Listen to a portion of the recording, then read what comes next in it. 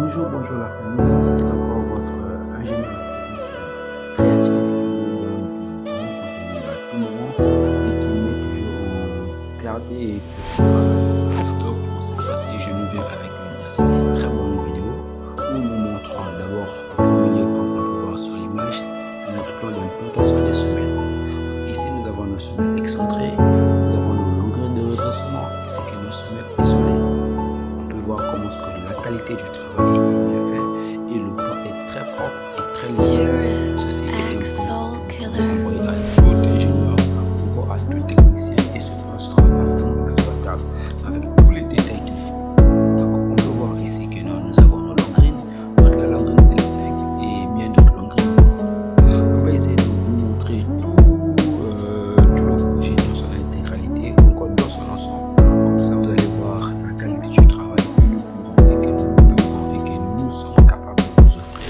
On peut de pouvoir avoir des projets ou encore des projets, disons oui, des projets bien structurés, bien calculés, où l'entrepreneur, l'architecte et l'ingénieur sont tout à fait d'accord de la qualité, et c'est un projet qui, une fois que ce projet part au niveau d'un bureau de contrôle, le projet est bien contrôlé et au fur et à mesure, je vous laisse voir l'ensemble, on dira un peu plus.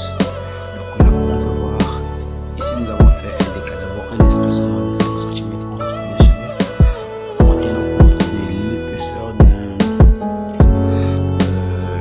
du bois de coffrage qu'on peut prendre peut-être 3, 5, 4, ça dépend du type de bois de coffrage que nous allons utiliser. Tous ces détails ont été pris au millimètre près. Donc ici on peut voir le plan très lisible, très propre. Ensuite on part au niveau de nos longrines, à savoir que l'implantation des semelles ainsi que le plan des longrines, ces deux plans font partie des fondations. Et pour avoir un projet bien structuré, bien lisible, afin qu'il n'y ait pas d'embrouillement entre la longrine et la longueur de redressement, il a fallu que nous puissions diviser ce même plan en deux sous-plans. Dans un premier sens, nous aurons un plan d'implantation des semelles où il y aura l'apparition des semelles, des amorces poteaux ainsi que des longrines de redressement. Et on a un deuxième plan, nous aurons ce qu'on appelle le plan de longrine. Sur nos plans de longrine, on aura toujours la matérialisation de ces mêmes amorces poteaux que nous avons là-bas. Et mais en plus de cela, nous aurons quoi? Tous les renseignements possibles sur l'épaisseur de notre dallage, dont tenant compte et la norme utilisée, c'est le ok. Donc ici on peut voir, c'est là nous sommes au niveau du PHRDC. Là nous sommes au niveau du PHRDC, à savoir je dirais 95%, si c'est des 100% des photos qu'on a au niveau des fondations, sont les mêmes photos qu'on aura toujours au niveau du PHRDC. En tout cas, je dis bien à 95%, disons même 98%, si c'est les 100%. Ok. Donc ici, on peut voir le plan. Ok. Il est aussi nécessaire à savoir qu'au niveau des rives, au niveau du rive de chaque panneau, il est nécessaire de pouvoir placer ce qu'on appelle des aciers chaque panneau rive. Et au niveau des panneaux adjacents, il est nécessaire de placer ce qu'on appelle des aciers chaque panneau continuité. Ok. On peut prendre avec un diamètre, tout ça c'est son calcul. On peut vouloir directement je vais uniformiser, on conserver peut-être un diamètre 12 ou encore un diamètre inférieur de diamètre 14. C'est bon? Avec un espacement de 60 cm. Ok?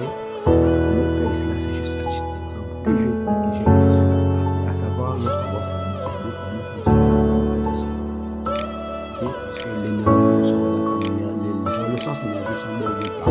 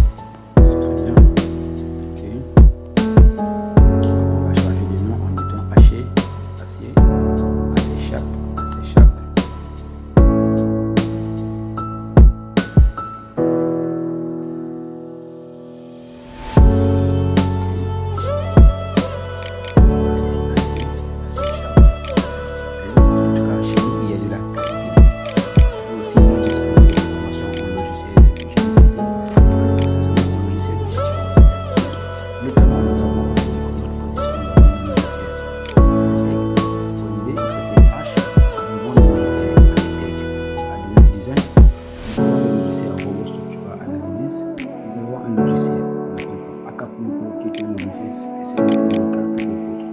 Donc, à savoir, on peut avoir un seul projet, mais c'est un projet où il y a un délai de temps. Ça veut dire qu'on veut pouvoir rendre ce projet dans un délai de 1 semaine ou encore 1 semaine. Mais vu le travail à faire, c'est pratiquement, disons, possible, mais c'est pas impossible. Alors, il est vraiment nécessaire d'avoir des outils qui nous permettent de travailler sur le même projet, mais non pas seulement avec une seule personne, mais avec 2, 3 ou 4 personnes. Dans le sens où j'ai une première personne qui gère l'implication du projet, et cette dernière fait également ce qu'on appelle la licence de charge. Une fois qu'il a la licence de charge, il y a un autre qui est en train de préparer le plan de coffrage par le biais du logiciel Revit Structure. Après ça, il y a encore un autre là-bas qui est en train de gérer tout ce qui est frayage des immeubles. Et une fois que ce qui prépare le plan de coffrage avec la structure et que nous avons déjà mis une sélection de différents plans de coffrage pour affecter cela. Une fois qu'il a fait cela, il prépare encore le plan de coffrage sur le domaine tout le renseignement concernant les dalles, les escaliers, tout ce qui est travail sur ce projet. Et sachant que non, la disposition des poteaux a été déjà bien faite, il y a encore un autre de l'autre côté qui peut déjà commencer par calculer les poteaux. Ok, il calcule les poteaux pour voir comment ça va aller, quelles sont les sections qui passent, et que nous considérons Soul Killer. et que les autres derniers, ensemble, on va rassembler tous les fichiers. Et un projet qui était censé être en 2 semaines pourra être livré en 1 semaine et demie. Ici, nous avons la maquette 3D, ok, tout en utilisant la zone de coupe. On n'est pas montré toute la structure dans son intégralité. Il a fallu utiliser une zone de coupe parce que là, nous allons essayer, pas essayer, mais nous allons vous montrer le plan des fondations, ok, comment sera la disposition des fondations sur le terrain. Ici, avec Revit Structure, ce n'est pas un logiciel qui vous fait travailler de l'union, mais c'est plutôt un logiciel qui vous fait projeter. Vous pouvez projeter sur le site. Un logiciel qui vous fait projeter sur le site. Nous aurons tous l'aperçu et nous saurons tous comment cela sera fait et quelles sont les dispositions. Ici, comme on peut le voir ici, toute la disposition est sur le site. Et là, c'est de cette même façon que cela sera fait au niveau de chaque. Donc, ici, tout côté de nos sons pour voir que le nous sommes concentrés. Ok, ici, nous avons mis sur le projet bien fait, bien structuré, bâtir. Ceci est un projet qui nous donne conseil de soyez un particulier. Nous souhaitons construire un bâtir. Nous souhaitons faire un mettre en œuvre un projet. Vous êtes dans la peur, vous hésitez parce qu'on vous a dit que non, il y a des gens qui ne peuvent pas travailler. Alors n'ayez pas peur, nous sommes là pour vous. Ici, nous avons également sur ce même projet un mur de clôture. Alors, sur ce mur de clôture, c'est pas un mur de clôture où c'est assez léger, mais c'est quelque chose de très très spécial que nous avons fait. Sachant premièrement, Alors, sachant que le terrain se trouve dans une zone où nous avons la présence de l'eau, il a fallu mettre en sorte, mettre en œuvre plutôt, je dirais, un mur de clôture capable qui attire, parce que ce mur a été géré par un cabinet d'architecture. Comme vous pouvez le remarquer, ça sera un mur allégé, mais un mur très bien fait. Ici, on peut voir que sur ce mur, il n'y a pas de poteau. Nous avons par contre une dalle qui a une structure où nous avons la maison de poteau dalle. Ok. Donc, il a fallu que nous puissions faire un calcul. En ayant des efforts, nous avons fallu qu'on fasse un calcul. Nous avons vérifié le poinçonnement et nous avons vérifié s'il y a lieu de pouvoir ajouter des assiettes anti-poinçonnement. Mais par contre, il est nécessaire d'ajouter ce qu'on appelle par des renforts sous ce poteau ou encore des renforts sous dalle. C'est comme ce que nous avons mis ici, qu'on appelait par renforts sous dalle.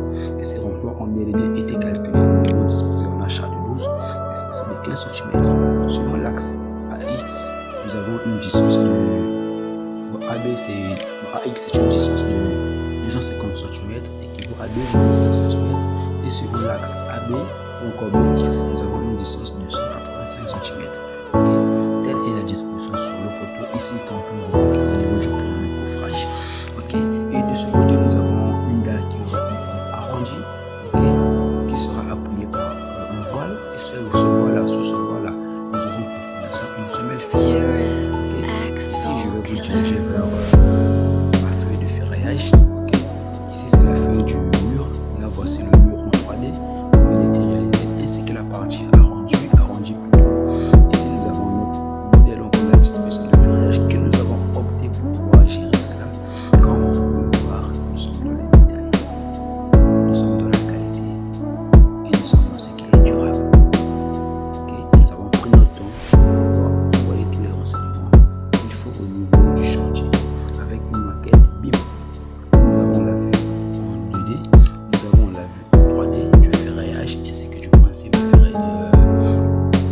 sur le terrain.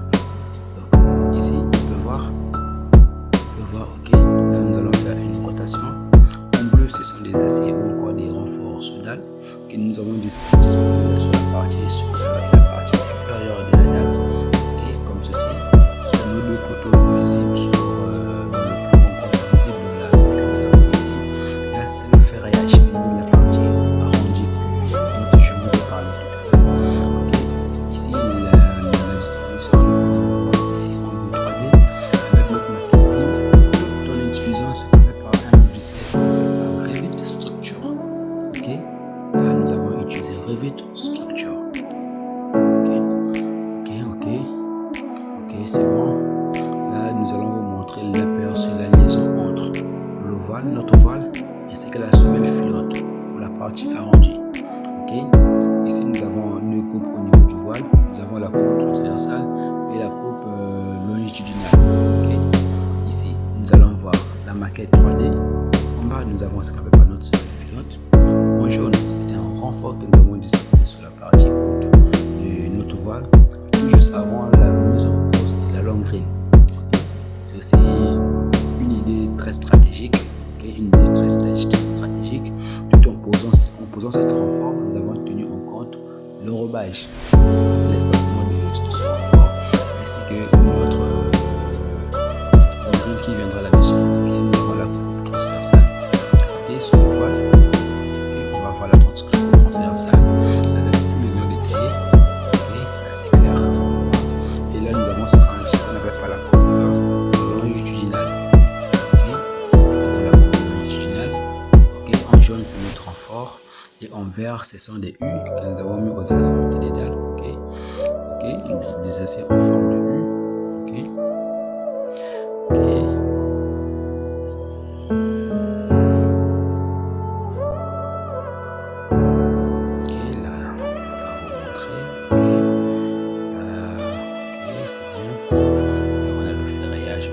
Ok, on va essayer de faire un tour, cliquer sur l'élément, encore sur le ferraillage. Vous pouvez le voir vous-même. Ok, tout est bon, nous sommes dans les détails.